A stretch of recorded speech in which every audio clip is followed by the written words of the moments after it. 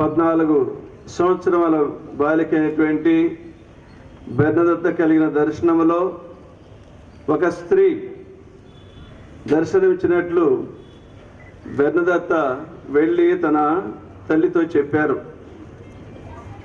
బెర్నదత్త ఆ ఊరిలో, ఏ ఊరది, ఆ ఊరిలో అడవికి వంట చెరుకు కోసం తన మిత్రులతో కలిసి వెళ్ళారు. తనతో తీసుకొని వెళ్ళింది. ఈ నీరు అక్కడ జరిగినప్పుడు దుష్ట శక్తి కనుక ఉంటే వెళ్ళిపోతుంది అనే నమ్మకంతోనూ ఇది దేవుని కార్యమని చెప్పి తలంచి భావించింది. అప్పుడు ఆ స్త్రీ అనగా మరియ తల్లి తమ కర్తవ్యాన్ని బెర్నదత్త గారికి తెలియజేసింది. మన విజయవాడ మేత్రాసనంలో మన పూర్వ పీఠాధిపతులు, పిఎంఏ గురువులు, ముఖ్యంగా కర్లాటి స్వామి, ఆ తదుపరి బ్రదర్ గారు, మన విజయవాడ పీఠంలో ఉన్న విశ్వాసులు, పూజ్య గురువులు, మఠవాసులు, మఠవాసినీలు, ప్రేమైన క్రైస్తవ సహోదరులారా, పోయిన సంవత్సరం పండుగ అయిపోతుందని కళ్ళు తెరిచే లోపల మళ్ళీ ఈ సంవత్సరం పండుగ రానే వచ్చింది. ఈ విధంగా ఉంది నా భావం. మడికి మనం పుణ్యక్షేత్రాలకు వెళ్ళేది దైవ దర్శనం కోసం. దైవ దర్శనం నిమిత్తమే మనం పుణ్యక్షేత్రానికి వస్తాం. మనది పుణ్యక్షేత్రం కానీ ఇది తీర్థయాత్ర కాదు. ఎందుకంటే ఇక్కడ స్నానాలు చేయం కదా, అందుకని ఇది పుణ్యక్షేత్రం అంటాం.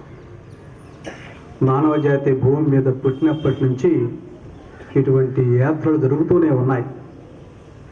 ఈ పుణ్యక్షేత్రాలకు పుణ్యయాత్రలు నిర్వహించడానికి అనేక కారణాలు కూడా ఉన్నాయి.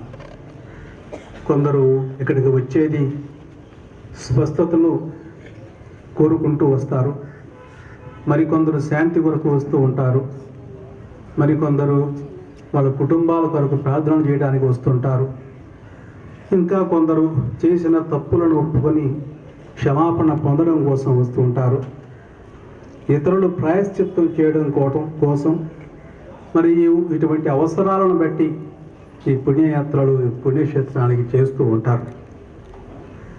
ఒక పుణ్యయాత్ర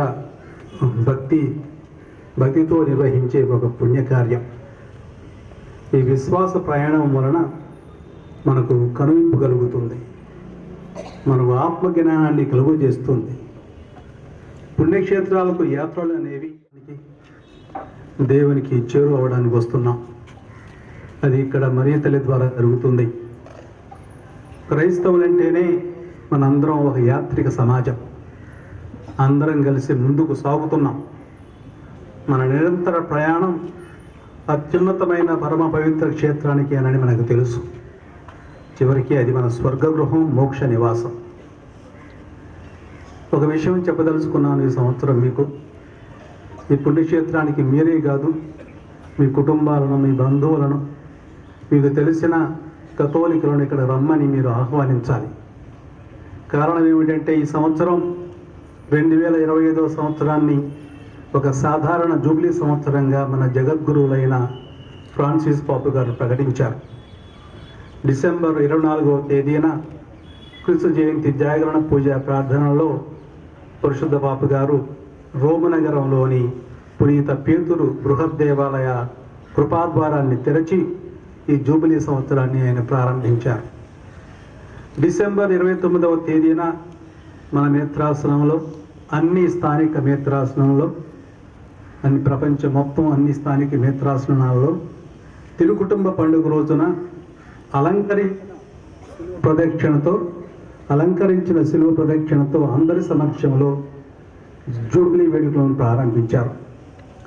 ఈ సంవత్సరం డిసెంబర్ 28వ తేదీన మళ్ళీ ముగుస్తాయి.